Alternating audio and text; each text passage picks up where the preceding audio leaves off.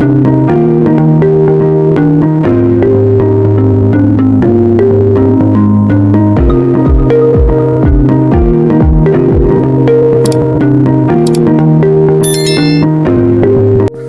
वालेकुम मोहतरम नाज़रीन, पैक्स पे खुश आमदीद। बहसीत कारोबारी के आपको ये पता होना चाहिए कि गुर्बत क्या है, उसकी कौन सी किस्में होती हैं और उसका इम्पैक्ट क्या होता है आपके बिजनेस के हवाले से, ये आपको पता होना चाहिए। जब आपको पता होगा तब आप चल के आगे आपको डिसीजन करने में बहुत आसानी होगी।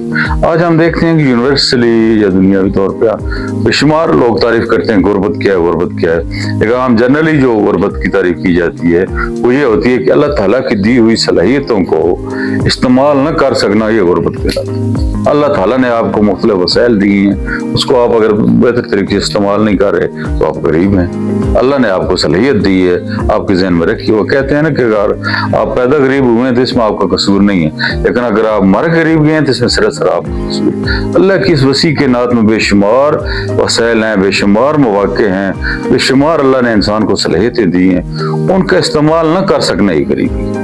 जो मुख्तलिफ स्कॉलर जो गुर्बत की तारीफ करके उसकी किस्में बयान करते हैं, वो तीन मेन जो है किस्में होती हैं। हमारा जो फोकस है वो ये है, पैक्स की जो दूसरे यूट्यूबर से, दूसरे बिजनेस चैनल से जो अलग एक शिनाख्त है वो ये है कि आपको ज़हनी तौर पे हम तैयार करते हैं कि आप अपने एंटरप्रेन्योरशिप के हवाले से आपको जो सलाहियतें हैं, पर्सनल एंटरप्रेन्योरल कॉम्पिटेंसीज है, वो इम्प्रूव हों। जब वो इम्प्रूव होंगी तो ऑटोमेटिक आपका बिजनेस जो है ना वो ग्रो करेगा। तो आज हम आपको सिखाएंगे, हमें पता चलेगा हम सबको कि गुर्बत की कौन सी किस्में होती हैं और उससे बचने के लिए क्या तरीकाकार होता है। सबसे पहले हम देखते हैं कि माशी गुर्बत की एक किस्म है माशी गुर्बत। आम बंदे इसको ही गुर्बत समझते हैं। अगर किसी के पास पैसा नहीं है, किसी के पास वसाइल नहीं है, तो बंदा कहता है ये गरीब है, रुपये नहीं है तो गरीब है। आम रोजमर्रा की जरूरियात जो है वो पूरी नहीं कर पा रहा तो बहन भाई भी, इलाका भी, बिरादरी भी कहेगी ये बंदा गरीब। लेकिन जो थिंकर्स हैं, जो फिलासफर हैं, वो कहते हैं कि नहीं, सिर्फ ये गरीबी नहीं है, माशी गरीबी सिर्फ ये नहीं है। एक और होती है समाजी गुर्बत। समाजी गुर्बत, एक बंदा है उसके पास पैसे भी हैं, रोजमर्रा की जरूरियात भी कैसे तरीके से पूरे कर रहा है, बैंक बैलेंस भी है उसके पास, लेकिन वो अमीर नहीं है, वो माशरती तौर पे गरीब है। कोई बंदा उसको पूछता नहीं है, माशरे में उसको कोई स्टेटस नहीं है, बहन भाइयों में उसको कोई नहीं, उसकी वैल्यू कोई नहीं है, वो बंदा समाजी गरीब है। असल आए एक बात है कि पर्सनल जो पॉवर्टी होती है, इनफरादी गुर्बत, जो जिस मकसद के लिए ये वीडियो मैं बना रहा हूँ, वो दूर करने के लिए क्या चीज़ जरूरी होती है और वो क्या होती है।